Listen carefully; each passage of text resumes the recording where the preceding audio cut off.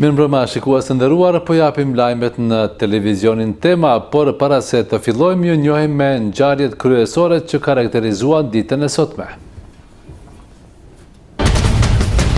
Konfirmohet mbështetja e Bankës Botërore për projektet energjetike në Kosovë. Filluan punimet për riasfaltim në rrugën e Nerodimes në drejtim të Jezersit.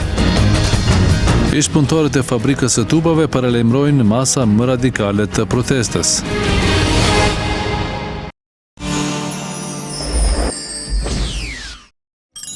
Buk si në shtëpinë tuaj. Orex, kënaqësia e gatimit.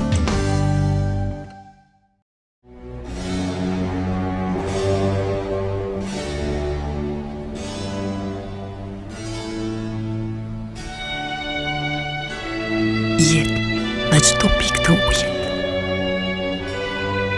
Uji lubeten.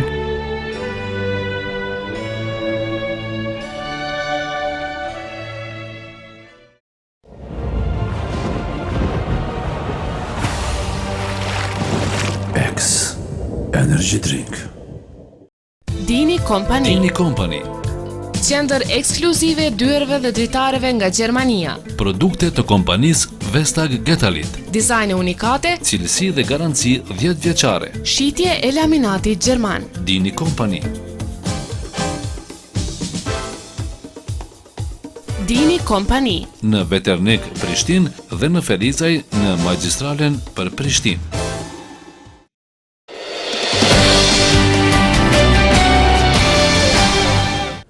Kanë filluar sot punimet për riasfaltimin e rrugës Nerodimes, gjithsesi rruga e cila fillon nga lagja Naim Beka në drejtim të Jezersit.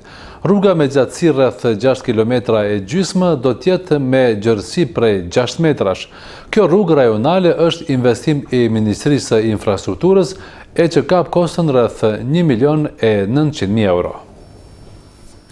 Drejtoria Komunale për Planifikim e Zhvillim thot se fillimi i punimeve në rrugën regionale të Nerodimes njëherët është edhe projekti i parë i cili ka filluar të realizohet në komunën e Ferizajt. Sipas saj, kjo rrugë do të jetë konform të gjitha rregullave dhe standardeve për rrugët. Ndërsa sa u përket uzurpimeve përgjatë rrugës, u tha se mbi 90% e gjithë trasesë do të jetë në pronë shtetërore. Në pjesën më të madhe është rujt rruga në pjesën e cila i takon shtetit. Aty ku ka uzurpime cilat nevojiten që të largohen, ato gjitha do të largohen në mënyrë që rruga të bëhet ashtu siç është planifikuar. Ndërsa sa e përket sa raste që duhet largohen. Ka pak raste të tilla. Ka pak raste të tilla. Për arsye se pjesa më e madhe është e lirë, thamë 95% dhe më shumë është e lirë, është pa probleme. Ndërsa në anën tjetër i kemi edhe disa prona, diku rreth 5 prona të cilat do shpenzohen. Ndërkaq fillimit të punimeve, me së shumti janë gëzuar banorët e asajane, të cilët thonë se rregullimin e asaj rruge e kanë pritur për më shumë se një dekadë, gjithsesi që nga pas lufta, e për pjesën e uzurpuar nga banorët për rreth rrugës, thonë se do ta lirojnë derisa e pranojnë se nuk është e tyre. Sot na jemi të gëzuar këto që shtrohet kjo rrugë, edhe jemi mirë njohës për qeverisë edhe për Ministrisë të Rrugëve që kanë ndërmarrë këtë hap. Para që të kërkush problem, a i shpënzimi, ato shka e kina zonë do të dhe melqu. A i që së është i jori, nësë është i jori. Për banorët e kësajone është shumë rastishme sepse Jezersi si fshat Jezers është një zonë turistike, sukur që njohëm gjithë, dhe komuna e Ferizajt ka nevojë, rinia e Ferizajt dhe popullata e Ferizajt ka nevojë që të lëviz sa më afër ta ketë Jezersin dhe të lëviz të vinë këtu të pushojnë, të kënaqen gjatë vikendeve, të bëjnë një kënaqësi familjare dhe të kanë qasje sa më të bukur në këto male të bukura të këtij fshati. Sipas drejtorisë së planifikimit, faza e parë e kësaj rruge pritet të përfundojë deri në muajin korrik, derisa pjesa nga fillimi i rrugës deri te ura e Islamit pritet të përfundojë në tërësi. Me këtë rast, drejtori Ferizi po ashtu kundërshtoi akuzat e LDK-s, duke thënë se pushteti lokal nuk i ka dhënë projekte asnjë kompanie e cila ka dështuar në realizimin e punëve me sukses. Kjo më së miri e dëshmon se pikërisht kompania e cila i ka kryer punët në fshatin Sazli nuk ka marrë më asnjë projekt. Sipas Ardian Ferizit, qeveria lokale nuk po financon projekte elektorale, por po bën zgjidhje për banorët, derisa në shumë raste po i përmirëson edhe punët e dobëta që janë bërë gjatë qeverisjes së LDK-s. Banka Botërore ka ritheksuar mbështetjen e fuqishme për projektet energjetike në Kosovë. Kjo është pohuar pas takimit që Ministri i Zhvillimit Ekonomik Besim Beqaj pati sot me drejtoreshën e Bankës Botërore për Ballkanin Perëndimor, Ellen Goldstein. Ministri Beqaj tha se në takim u diskutua për vazhdimin e bashkëpunimit në fushën e energjisë dhe fushat që ka definuar strategjia Bankës Botërore për bashkëpunim me Kosovën. Nga ana e saj, Goldstein theksoi se mbështetja Bankës Botërore në sektorin e energjisë do të vazhdojë dhe se në vizitën e saj të parë në Kosovë ishte në termocentralin Kosova A, ku kishte kënaqësinë të shohë se si qeveria po i adreson çështjet mjedisore. Ajo tha se më vonë gjatë këtij muaji do të negociojnë me qeverinë e Kosovës brenda kornizës së këtij projekti të pastrimit të hirit dhe të kthimit të tokës në gjendje të mëparshme për disa masa shtesë në mënyrë që të gjitha standardet të përmbushen para se të kalohet te projekti i ri. Drejtoresha Bankës Botërore tha se eficienca e energjisë dhe projekti i ujit bashkërisht me projektin kryesor që është ndërtimi i termocentralit të ri, janë baza kryesore e mbështetjes për Kosovën. Ish-punëtorët e fabrikës së tubave të Ferizaj, të cilët që më shumë se një dekadë po presin zbatimin e vendimit të gjykatave rreth borxhit ndaj tyre, sot folën për gatishmërinë që të ndërmarrin hapa më radikal për realizimin e të drejtave të tyre.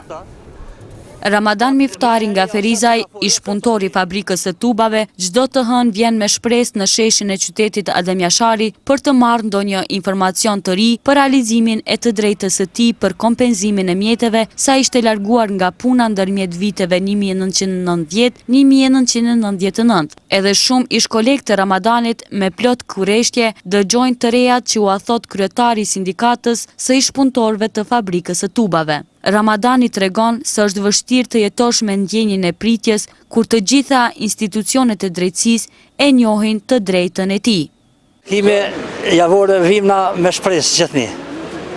Ditmi çdo kund që kanë paraqita për ankesë, na ka shërtu çdo gjykat, çdo gjë që u kanë tash edhe kanë fol parlament e kanë lyme me formu grupin, e kanë formuar grupin, edhe aty aprovu me vota.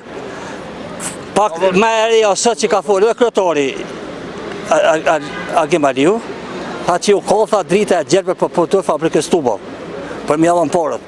Udhëheqësit e sindikatës së ish-punëtorëve të fabrikës së tubave thonë se durimit të tyre i ka ardhur fundi. Ata po presin edhe vendimin e gjykatës themelore për ekzekutimin e vendimit dhe në rast se kjo gjë nuk ndodh në afatin një mujor, sindikalistët paralajmërojnë masa më radikale të protestës. Nëse nuk funksionon ligji, atëherë na do ta kapmi situatën dot. Na do të hemi ose në grevë ose do të bëjmë presion te AKP-ja që të shiqohen asetet e lujshme dhe palujshme të fabrikës.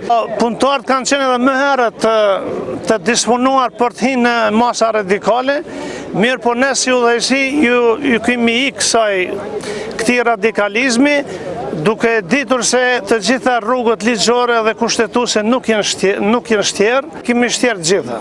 Dhe është rasti që është final i ekzekutimit të lëndës. Ramadani dhe shumë ish-punëtorë të fabrikës së tubave u shpërndan nga takimi i rregullt javor me shpresë se drejta e tyre një ditë do të realizohet.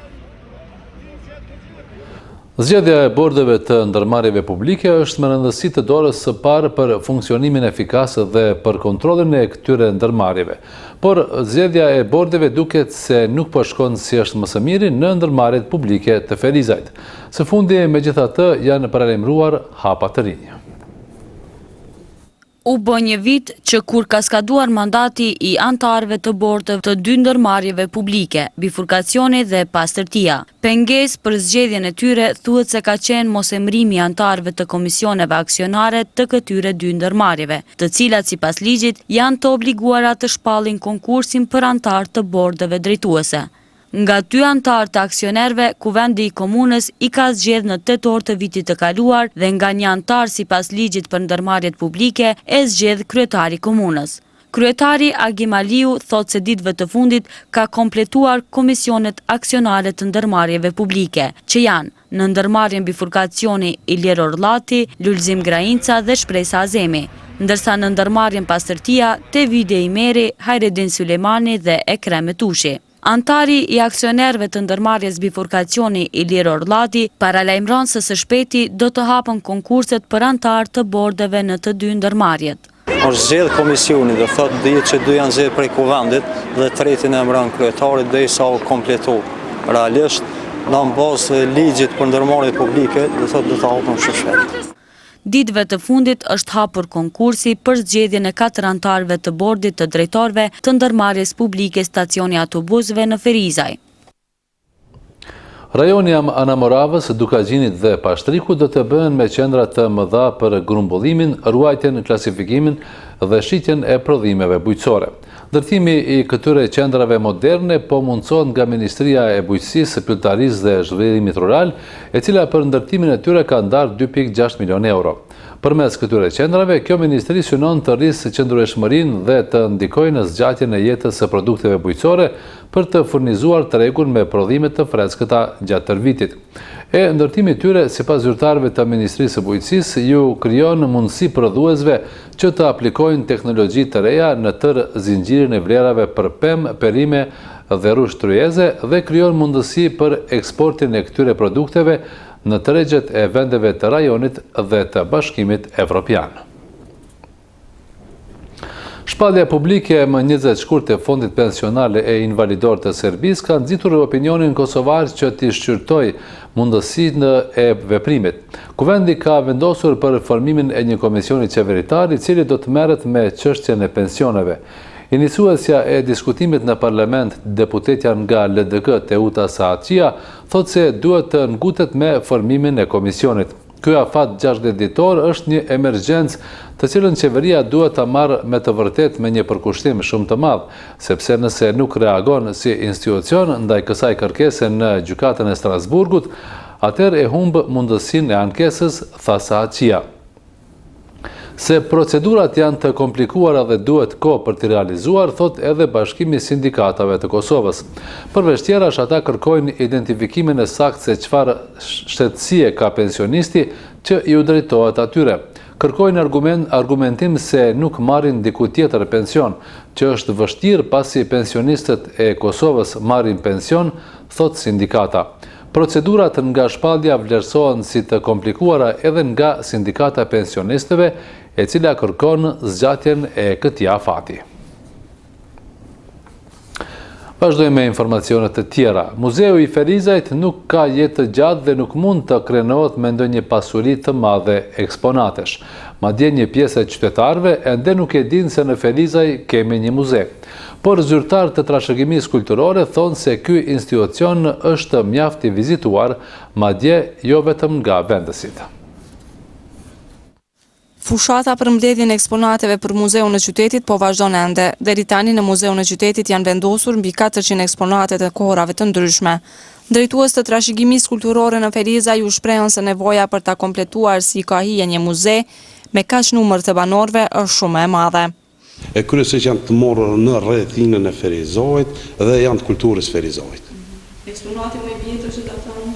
Eksponati më i vjetër që kemi këtu në muze është diku i shekullit të dytë, mësere sëri. Çka përmban kryesisht? Kryesisht janë të fushës arkeologjisë, është një qeramik e cila është gjetur në rrethinën e fshatit Grime. Edhe pse zyrtarët e drejtorisë së kulturës nuk posedojnë ndonjë evidencë për vizitorët, Shahini tha se që nga hapja e muzeut në vitin 2011, numri vizitorëve ka arritur në 5.000. Të them të drejtën, interesimi është mjaft i madh, mirë po këtu kisha dashur të veçoj sidomos shkollat të cilat kanë bërë organizime lidhur me vizitën e muzeut për të njohur më së afërmi me trashëgiminë kulturore që ka Ferizaj dhe rrethina e tij. Ndërsa kemi pasur vizituar edhe nga jashtë vendit, me rastin e vizitave të ndryshme është kryer edhe nga vizituarët e huaj. Përderisa zyrtarët e Drejtorisë së Kulturës flasin për funksionalizimin e muzeut, disa qytetarë të anketuar madje nuk e din që në Ferizaj ekziston muzeu. Unë nuk e di që ka muze. Po duhet edhe në muzej me shku për që s'ka vakt. Ja se më ka në rëst. Ndryshe, udhëhecit e trashëgimisë kulturore apeluan tek qytetarët ferizas që eksponatet që i posedojnë nëpër shtëpitë e tyre t'i sjellin në institucionin e muzeut në mënyrë që të ruhen dhe të shihen nga vizitorët. U shënua sot dita e shkollës fillore Afrim Abazi në lagjen e Sherretëve në Ferizaj. Me këtë rast u kujtua dëshmori ferizajas Afrim Abazi, i cili në moshë të njom humbi jetën si sot e 32 vjet më parë, derisa qëndronte i arrestuar në lokalet e policisë në Ferizaj.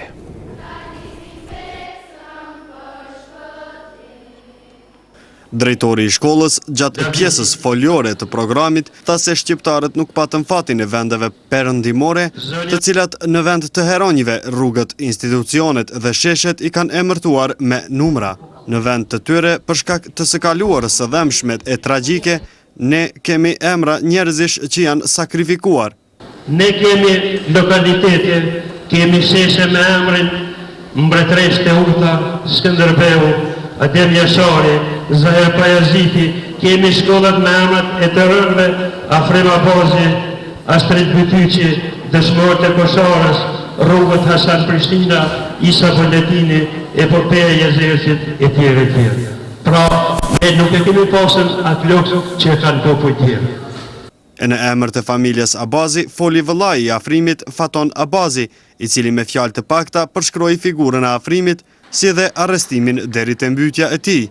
Për me folë për veprën e Afrim Abazit, komplet, për me folë, mirë po si nxënës, ai ka qenë nxënës i shkollës teknike, kur për gostë, ka qenë në dite e prente, i këtura 13-13, është më hapë i klasës dhe është dërgushme në lokalet e udhës atëherë, dhe në të atëherë është majtë prej 11 masit deri në 11 mars, dhe kur kanë hujtë për katit 5.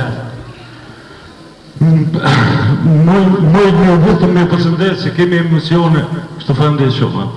Në prag të përvjetorit të parë të ngjarjeve të vitit 1981, pikërisht më 11 mars, nxënësi Afrim Abazi ishte nxjerr nga policët prej orës së mësimit në shkollën e mesme teknike të Ferizajt dhe ishte arrestuar. Ai më nuk ishte kthyer as në mesin e shokëve dhe as të familjes së tij.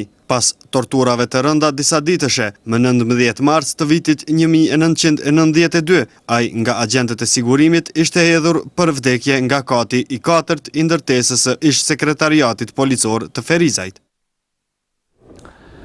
Fare në fund disa fjalë për motin. Për nesër, meteorologët parashikojnë të mbajë mot me vranësira mesatare, të cilat mund të zhvillohen dhe të shoqërohen edhe me reshje lokale shiu. Temperatura gjatë ditës pritet të lëvizë ndërmjet 6 e 9 shkallë Celsius. Shikues të nderuar, ishte kjo e tëra në kuadër të këtij edicionit të lajmeve në televizionin Tema. Ju falenderojmë për vëmendjen tuaj, miru pafshim në edicione tjera.